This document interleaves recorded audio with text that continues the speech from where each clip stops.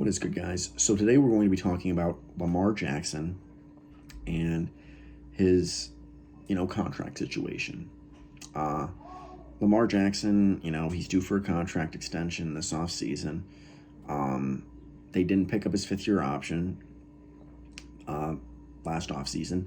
So the Ravens, they have three options. Pay Lamar what Lamar wants to be paid. That's option one. Franchise tag him. That's option two. And then with the franchise tag, you can either hope that he plays under the franchise tag, or if he refuses, well, at least you can trade him then. And option three is you could let him walk.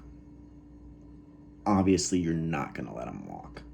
He will either be getting an extension, a long-term one this offseason, or he will be franchise tagged and either play on the tag or get traded somewhere. Lamar Jackson's just too talented to let walk out the door. With the Giants, you can let Daniel Jones walk if you want. You can't let Lamar walk.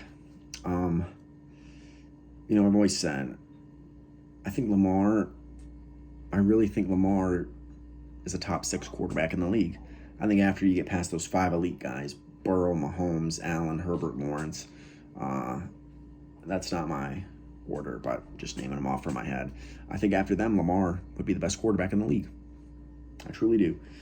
I think he's already the best dual-threat quarterback of all time. Before Lamar came into the league, Michael Vick was the best dual-threat quarterback of all time. It's Lamar Jackson now, I think. Lamar Jackson's just more athletic than him, and now he's actually developed the ability to pass accurately. So I think you got to put him above Vick. He's one of the fastest players, if not the fastest, the league's ever seen. He's got an MVP.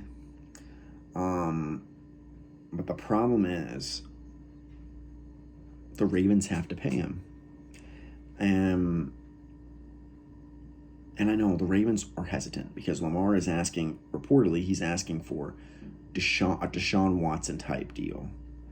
Like $230 million guaranteed. And I remember when Deshaun Watson got that deal, everyone around the league, specifically the owners, were so mad at the Haslams because they were like, why would you give a guy like that type of deal who hasn't proven much, and he's got all these accusations out against him. Remember, this was before it was cleared.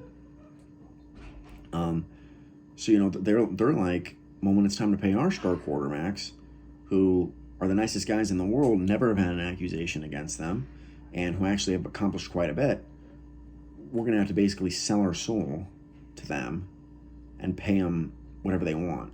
And we'll just have a great quarterback with a bad roster. And it just pissed people off, specifically the owners. And so Lamar wants that type of deal, and they're reluctant to pay him right now, that type of money. And I get it. He's been hurt the last couple seasons and not been able to finish. They've been in great positions, and then he gets hurt, and it's all downhill from there with Tyler Huntley and Anthony Brown. I think Trace McSorley for a brief period of time too. It's bad. But I look at the Ravens and it's like, well, what's your plan if you lose Lamar? Tyler Huntley ain't it. Anthony Brown ain't it. Your whole offense is designed around Lamar Jackson. You'd have to completely change your offense again. And I've seen John Harbaugh do it before. John Harbaugh completely changed the offense from Joe Flacco to Lamar Jackson. So I'm sure if he had to, he could change it again from Lamar Jackson to whoever is under center. But you're not, unless you get one of those 5 guys that I just mentioned, Herbert, Lawrence, Burrow, Mahomes, Allen, why move off Lamar?